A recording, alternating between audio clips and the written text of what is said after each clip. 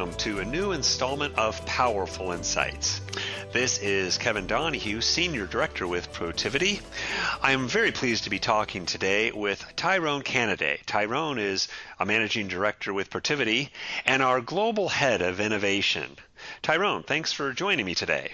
Great, Kevin. Good to talk to you again. Tyrone, I wanted to get your insights or some of your takeaways from some of these events you've been attending over the past couple months, ranging from Empire Startups, FinTech Week, to Finovate 2018, Consensus, which is a big blockchain event, and also Comply 2018, focusing on regtech. I'm sure you have some interesting insights from these events. Why don't you share some of those with us?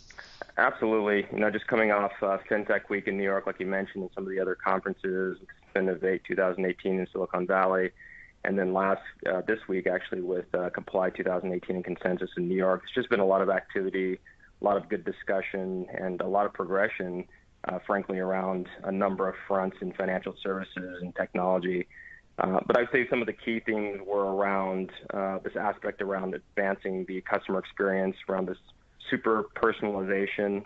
And so, as you start to look at the banking and payments industries, which is, was on the bleeding edge of that, they've matured quite a bit, especially in jurisdictions like the UK. And I would say a lot of the changes right now are really occurring more on the edges or the periphery. A lot of the cores have been built and set.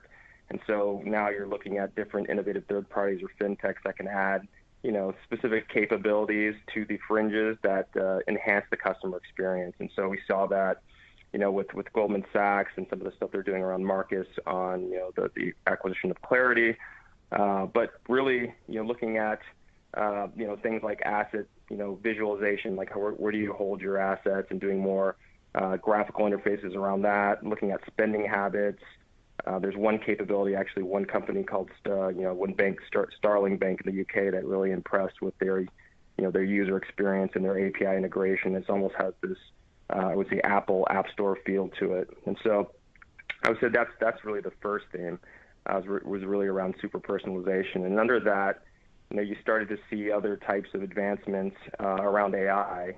I know we talked in the last time around AI and some of the work that's been being done in that space, but there's a number of fintechs that are starting to push that forward. And a lot of the things that were talked about was AI really driving the next paradigm shift of the user experience or the UI, and really moving towards this virtual assistance. And in Silicon Valley, last few weeks, there's a lot of buzz around the new Google I/O and the Google Duplex. I think a lot of people saw, the work that's been done in that space, where AI is be able to, create more human types of responses with the voice inflection and the more conversational speech responses.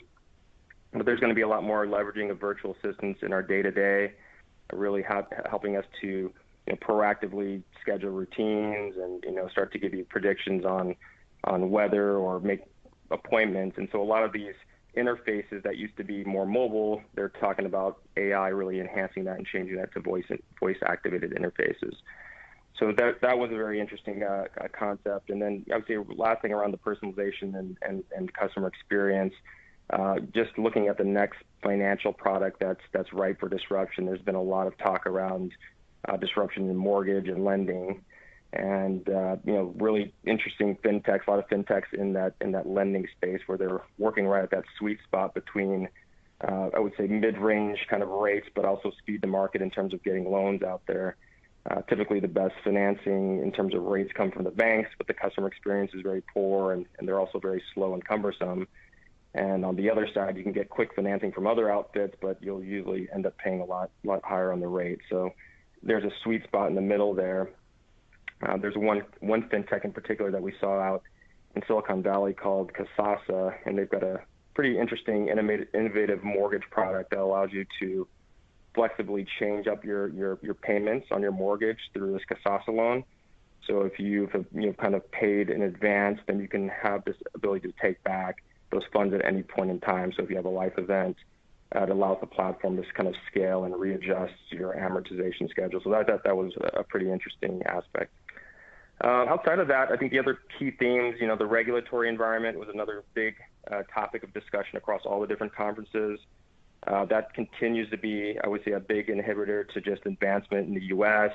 Other jurisdictions, there's things that are happening in the UK, and we talked about in Asia Pac around different aspects that are advancing around regtech, and then some of the standards that they're putting out there. But even in Japan, like, we're seeing things where regulators are allowing some of the companies, especially the innovative ones, to self-regulate and start to work with them collaboratively to help shape the emerging technology innovations and regulation around that. Another discussion that's been talked about a lot is that when you start to create new products and services, there almost needs to be involvement from regulatory involvement and also cyber from the beginning, and a lot more, I would say, acceptance from the technology community to do that. And there's a lot more collaboration, and they're seeing where some of these inputs from the regulatory groups and also security groups early can help mitigate a lot of pain points down the road as you start to go through development and product launch, and actually seeing more of a cultural mind shift of having them involved in these meetings, because it actually creates it helps the creativity process. And then lastly, around regulatory, just scaling scaling some of these innovative third parties as they're starting to get a lot more business. How do you start to get them ready for some of the public company transformation aspects? You look at some of the things that happened late in December, where a lot of the companies, especially in the digital asset spaces, were gaining a lot of momentum, and there's a lot of run up with some of those companies. And so how do you scale when you've gone from a small startup to now kind of an enterprise organization, and you need to have the right policies and procedures and controls in place? So there's a lot of things that you need to mature around your things like your business continuity plan, your vendor space, your cyber, things around SOX compliance, and your technology that needs to make sure it scales in conjunction to your business. And I think lastly, the big theme in the talk was next-gen disruption. And while this past year there wasn't anything in terms of the killer app, I think there was a lot of innovative third parties that are out in the space. There wasn't anything that really took a big leap, but there's been a lot of investments made in different emerging technologies, and a lot of folks are talking, especially now with this, right after we had this meeting with, the big conference of consensus here in New York City. We're on the verge of a widely adopted blockchain or DLT solution, and that's really what the talk is right now, especially with recent announcements from Santander around cross-border, as that being a step in the right direction. I know Amex has got some projects that they're working on the blockchain, which would be big news. But there's kind of two camps on blockchain. Some that see the vast potential of blockchain applications in the future, and others that think that right now it's just kind of overhyped and there hasn't been really the adoption and the expected traction as of yet. But I think, like we said, it sounds like we're from talk in the industry, we're on the verge of a widely accepted solution, and so that's one to watch just around blockchain. Also, just around next gen disruption, as you move to more of a decentralized model, there's just an increasing landscape for cyber complexity and surface area, and that was really a big topic. The cybersecurity aspect around bad actors and the ones that are going to be out there in the decentralized environment. How do you start to guard against that in a more integrated way? Even internal to your organization, it's hard to understand all the known and unknown threats and all the assets that you have in your environment. So that proves to be challenging. But then, from a security point of view, you can't just understand 90% of your environment, because that 10% that you're not looking at is where you could be vulnerable. So all the aspects around shadow IT, just understanding what's inside your environment. Then the added complexity is the environment starts to become more elastic. That exacerbates the challenge. You start to look at the third, the fourth, the fifth party risks. What's the way to do that? And is security going to be something where you start to, how far down the network do you go, and does identity need to be something that's really consolidated within the organization, or is it something that's going to be decentralized throughout? And that's a debate that's continually going on in the cyberspace. We're also seeing the burgeoning partnerships between Wall Street and Silicon Valley, so you're starting to see that convergence a little bit and that was another theme around next-gen disruption. And really, I would say an interesting pattern to watch. Goldman and Apple announced their partnership on Apple Pay. We've also had seen some news around Amazon and the things that they're doing with JP Morgan Chase around different accounts that provide value-added services, in addition to the partnership with Berkshire Hathaway and JPMC around employee healthcare. So those are all some of the next-gen disruption types of themes that were out there, which were very interesting. But I'd say one thing, as you start to look at yourself as an institution and kind of keeping up with the pace of innovation, I know Protiviti has been helping a lot of institutions out with just the agility and the ability to really partner with the innovative third parties, provide capabilities to move quickly and nimbly, but also make sure that you're not having an overbearing process where it takes such a long time to integrate and work with these third parties, because that's a big, I would say, a big challenge as well.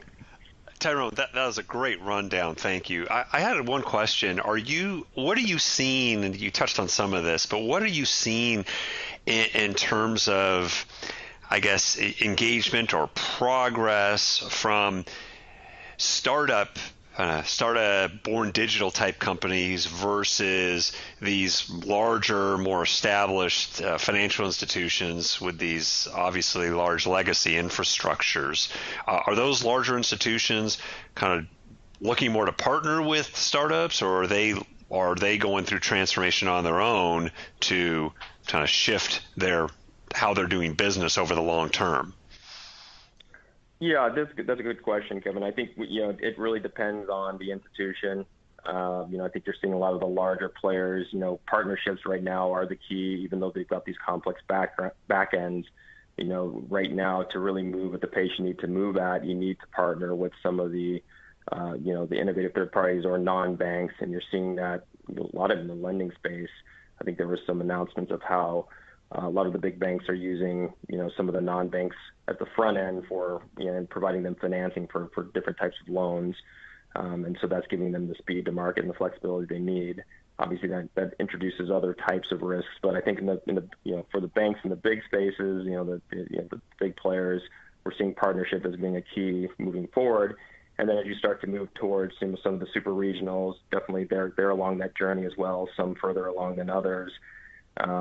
And then you've got some of the smaller banks and some of the credit unions that are just beginning that, looking at ways to do that and do that quickly. And so, I would definitely say there's a different view on FinTech than it was 4 years ago when, a lot of folks were looking at them as threats. You're starting to see them as being a lot more advantageous in these partnership relationships.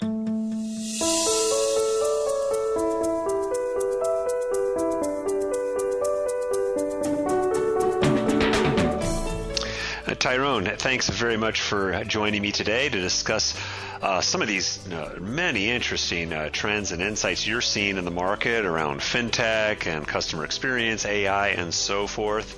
I want to invite our audience to visit Protiviti.com, where we continue to publish a wealth of thought leadership and insights on these topics and many more. And also subscribe to our blog, The Protiviti View. You can find that at blog.protiviti.com. Experts and leaders from Protiviti, like Tyrone, are writing and publishing there on a regular basis, and you can keep tabs on what is changing in the market every day.